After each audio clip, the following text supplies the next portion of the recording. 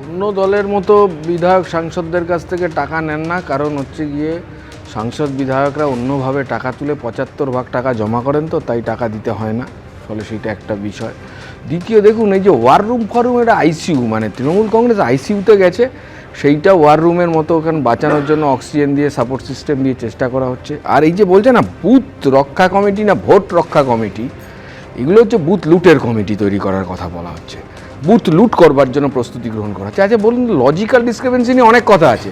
দেখুন উত্তরপ্রদেশের কথা আমি শুনলাম, উত্তরপ্রদেশে হবে, কারণ হচ্ছে গিয়ে লজিক্যাল ডিসক্রিপেন্সিতে বেশিরভাগ যাদেরকে ডাকা হবে, এখন অবধি লিস্টটা পাবলিশড হয়নি, নিশ্চয়ই হবে। আমরা জানি এটা সাধারণভাবে হচ্ছে গিয়ে যারা মাইনরিটি তাদের এটা হবে, আর যারা ব্রাহ্মণ তাদের এটা হওয়ার সম্ভাবনা বেশি। ফলে হ্যাঁ তাই বাবা না, বন্দ্যোপাধ্যায়ের ব্যানার্জি হলে এটা হবে লজিক্যাল ডিসক্রিপেন্সি। হ্যাঁ, আরে আমার টিয়া পাখি নরেন্দ্র মোদীকে টিয়া পাখি নিয়ে বেরোতে হবে, আপনি থামেন না, সবার ব্যাপারে কথা বলেন কেন? এটা খারাপ অভ্যাস। আরে এটা খারাপ অভ্যাস অন্যের ব্যাপারে। আরে আমি কথা বলছি, আরে আমার কথা আমি বলছি, এত খারাপ অভ্যাস কোথা থেকে এসছে? এটা বিজেপি সংক্রমণ হবে সবার মধ্যে, খারাপ অভ্যাস বিজেপির। ফলে বিজেপির এই খারাপ অভ্যাস সংক্রমণ করবেন না অন্যদের মধ্যে। দ্বিতীয় কথা, দাঁড়ান না আপনি, দাঁড়ান না, আপনাদের চুরি মার খুন হলো ঠিক আছে,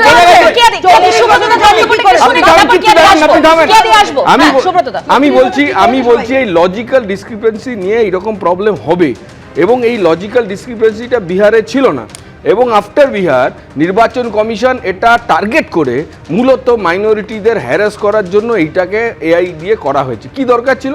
এখানকার যিনি সিইও তিনি তো বোঝেন কে ব্যানার্জি আর কে বন্দ্যোপাধ্যায় একই লোক হতে পারে, তাহলে একে ডাকার মানে কি? আর কারোর বাবার নাম যদি অন্য হয়, মানে মাইনরিটিদের হয়, ফলে তাদের ডাকারও কোনো মানে নেই। এবং আনম্যাপড যেটা হয়েছিল, সেই আনম্যাপডের ক্ষেত্রেও 2002-এ নাম আছে, কিন্তু তাকে তাও হচ্ছে কি আনম্যাপড হয়েছে, কারণ সিস্টেম যেভাবে ক্রিয়েট করা হয়েছিল হার্ড কপিতে মিলছে। একদম সাধারণ মানুষের যে হয়রানি সেই নিয়ে আমরা বারবার বলছি, একাধিক অভিযোগ আমাদের সামনে এসেছে, কিন্তু আজকের এই যে বৈঠক, আজকের যে ভার্চুয়াল বৈঠক করলেন অভিষেক বন্দ্যোপাধ্যায়, একাধিক নির্দেশ দিলেন, তা নিয়ে কুণাল ঘোষ কি বলেছেন একবার শোনাবো। কয়েকটা দিন মানে দাঁতে দাঁত চেপে লড়াই, বিজেপির এত বড় একটা চক্রান্ত যেটা অন্য রাজ্যে তারা সফল হয়েছে, এখানে আটকে যাচ্ছে, এই চক্রান্তটাকে প্রতিহত করতে সর্বশক্তিতে দিতে হবে। কোনো আত্মসন্তুষ্টির জায়গা নেই, অতিরিক্ত আত্মবিশ্বাসের জায়গা নেই।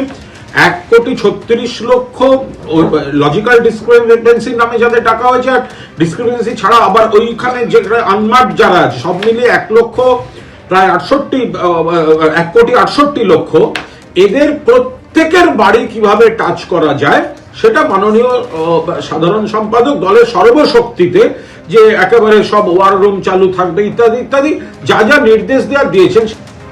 প্রতিটা একটা বিষয় স্পষ্ট, এসআইআর এ সাধারণ মানুষের যেভাবে হয়রানি হতে হচ্ছে, কমিশনের একের পর এক সিদ্ধান্ত আমরা দেখেছি, সেই ছবি সামনে এসেছে আমাদের। প্রত্যেকেই চাই এসআইআর হোক, বৈধ ভোটার তালিকা তৈরি হোক, বৈধ ভোটাররাই ভোট দিতে পারুক, এটা আমাদের সবার চাহিদা। কিন্তু দেখুন যেভাবে কমিশন, মানে সুপ্রিম কোর্টে আমরা দেখেছিলাম কমিশনের ভূমিকা নিয়েও প্রশ্ন উঠেছিল, আবার সুপ্রিম কোর্ট এটাও বলেছিল যে একেবারে ল অ্যান্ড অর্ডার দেখতে হবে রাজ্যকে, কিন্তু ডেডলাইন বেঁধে দিল কমিশন, সেখানে এখনো পর্যন্ত মনিরুল ইসলামের বিরুদ্ধে কোনো রকম এফআইআর হলো না। কমিশনের হাতে তো সাংবিধানিক পূর্ণ ক্ষমতা রয়েছে, কিন্তু সেখানে তো কমিশন চুপ করে রয়েছে। এক্ষেত্রে যদি কমিশনের এই ভূমিকা হয়, ভোটটা শান্তিপূর্ণভাবে হবে তো? না দেখুন, কমিশনের কিছু বাধ্যবাধকতা আছে, সাংবিধানিক লিমিটেশন আছে, তার তো নিজস্ব কোনো বাহিনী নেই, এবং সেই জন্য রাজ্যের ওপরে অনেকাংশে নির্ভর করতে হয়। এখন মুশকিল হচ্ছে যে আজকে যে ভার্চুয়াল বৈঠকের কথা আপনারা বললেন এবং আমরা শুনলাম, সেখানে কিন্তু দুটো তিনটে জিনিস খুব গুরুত্বপূর্ণ। এক হচ্ছে যে এসআইআর নিয়ে তৃণমূল কংগ্রেস একদম লড়াই করছে, এটা তো সাধারণ মানুষ দেখছে, কিন্তু হঠাৎ করে কেন এখন নার্ভাস লাগছে অভিষেক বন্দ্যোপাধ্যায়কে? কেন মনে হচ্ছে কিছু এমএলএ এমপি কাজ করছেন? তো কারণ উনি তো বলছেন যে অনেক এমএলএ এমপি কাজ করছেন না, অনেক ওয়ার রুম কাজ করছে না।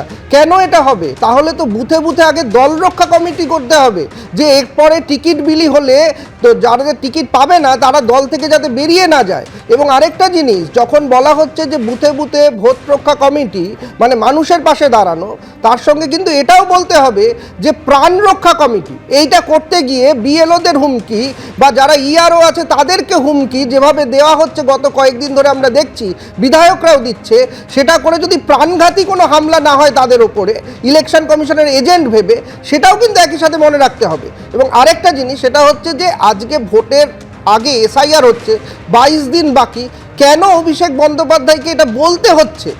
তার মানে কি অভিষেক বন্দ্যোপাধ্যায় কোনো স্যাবোটাজ, যেটা একদম প্রদীপদা যেটা বলছেন তা নিয়ে আমি হ্যাঁ কৃষ্ণ সেটাই বলছি, স্যাবোটাজের কোনো প্রশ্ন আছে? অভিষেক বন্দ্যোপাধ্যায় আগের বৈঠকেও কে ভালো পারফর্মিং কনস্টিটিউয়েন্সি এবং ওয়ার্স পারফর্মিং মানে অপেক্ষাকৃত যারা খারাপ পারফর্ম করেছে এনিউমারেশন ফর্ম জমার ক্ষেত্রে সেই তালিকা নাম করে করে বলেছিলেন। তো এটা দলীয় প্রতিস্পর্ধা, এটা কোনো কারুর প্রতি কোনো অন্য কোনো ব্যাপার, কোনো সাবোটাজ এরকম নয়। আজকেও যারা ভালো পারফর্ম, আগামী এই যে লজিক্যাল ডিসক্রিপেন্সি নিয়ে যে আমরা জনসংযোগ করব, যাদের এই নাম এই তালিকায় থাকবে, সেই নিয়ে বলা হয়েছে যে তার জন্য স্পেশাল ওয়ার রুমকে আরো বেশি এর মতো করে ব্যবস্থা করতে, এক্সট্রা কল সেন্টারের লোক রাখতে, এক্সট্রা কম্পিউটার ডেটা এন্ট্রির জন্য লোক রাখতে, এইগুলো বলা হয়েছে। এবিপি আনন্দ, এগিয়ে থাকে, এগিয়ে রাখে।